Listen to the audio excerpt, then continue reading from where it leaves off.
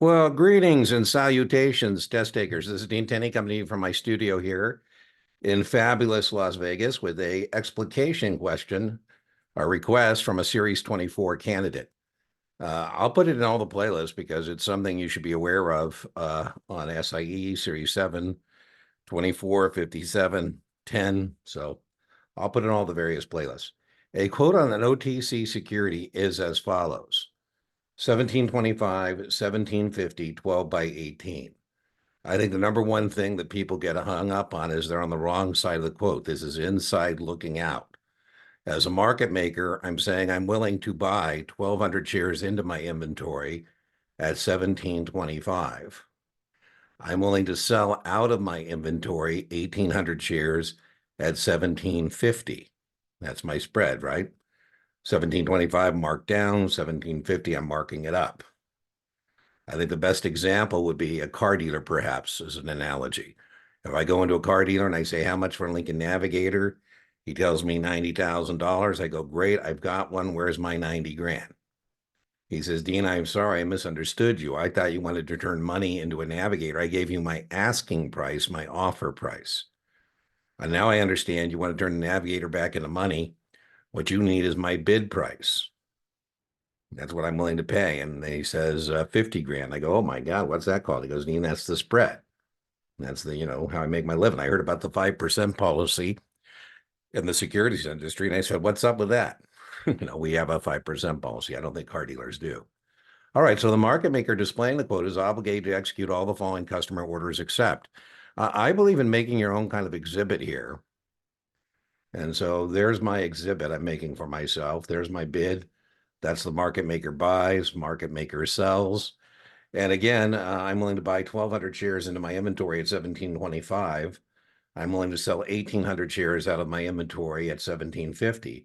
If I don't honor that quote, then it's very much a test question. They'll say a market maker fails to honor a firm quote. This is a prohibited practice and is known as, you got to know what's that called? That's called backing away.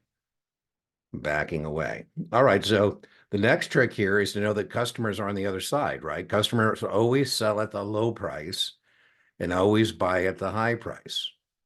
They're on the opposite side of that. What's that called? The securities industry. I'm joking, but right, that's how we make our living, right? So whenever a customer is looking at two prices, the customer is going to receive the low price and they're going to pay the high price. They're the opposite side of that quote. All right. So remember the customer orders. So you got to be careful on the grammar here. So I'm taking liberty now of saying this is a customer buy, customer sell, customer buy, customer sell, because it does say customer orders, right? So that's important because remember, customers buy at the high price and they sell at the low price. So now let's go through and see which one of these I, as a market maker, do not have to honor, don't have to fill. Again, I would hope as a 24, at some point you get good at inside looking out, right? So it's from the market maker's perspective, these trading questions on 57, 24, and the others. All right, so customer wants to buy 1,200 shares at 1750, and I said I would sell up to 1,800 shares at 1750, so I'm going to have to honor that quote when I'm looking for the accept. If the customer wants to buy, I'm willing to sell. I got to execute that. All right, let's look at our next one. Customer sells, wants to sell 1,200. So customer sells, that means I buy, the market maker. He wants to sell 1,200 at 17 and a quarter.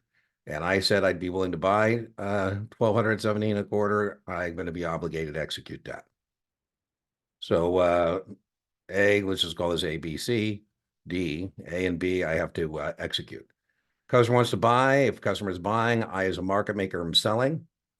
And so customer wants to buy 1,800 shares at 1750, and I said I'd be willing to sell 1,800 shares at 1750. I'm obligated to execute. All right, customer wants to sell. So customer is selling, market maker is buying. So wants to sell 1,800. I go, whoa, whoa, whoa, whoa. I say, hey, Mr. Customer, I didn't say I'd buy 1,800 shares at 17 and a quarter. I said I would buy 1,200 shares. I'm not good for 1,800. I'm only good for 12. That is the one that I am not going to have to execute. Now here, I think the good way to remember it is the customer is on the opposite side of the quote, unless it's a limit order, then they're on the same side. I have many videos on that And again, if you find another question that you'd like me to explicate, I'd be more than happy to do so. But the answer to this question, I've taken the liberty by way of changing the answer set in its sequence from what the test takers saw. And the reason I did that is I want to talk about all of them at length. So other than that, though, the answer to this question is D, right? I don't have to buy, if customers selling, I as a market maker am not obligated to buy 1,800. I'm only obligated to buy 12 because that's what I'm displaying. That's what's called the size of my quote. I say my size. So if you're an order entry firm, you call me, you say, Dean, what's your quote as a market maker? I say 17 quarters, 1750, 12 by 18.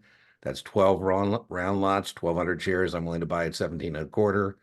1,800 shares I'm willing to sell at 1750.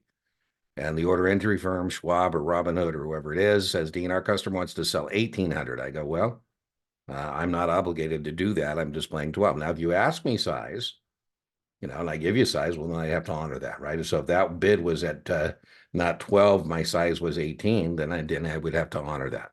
Okay, so I hope that was helpful. Remember, inch by inch, your 24 is a cinch, yard by yard, your 24 is hard. And send any other questions you might want to help with to me at deantheseries7guru@gmail.com.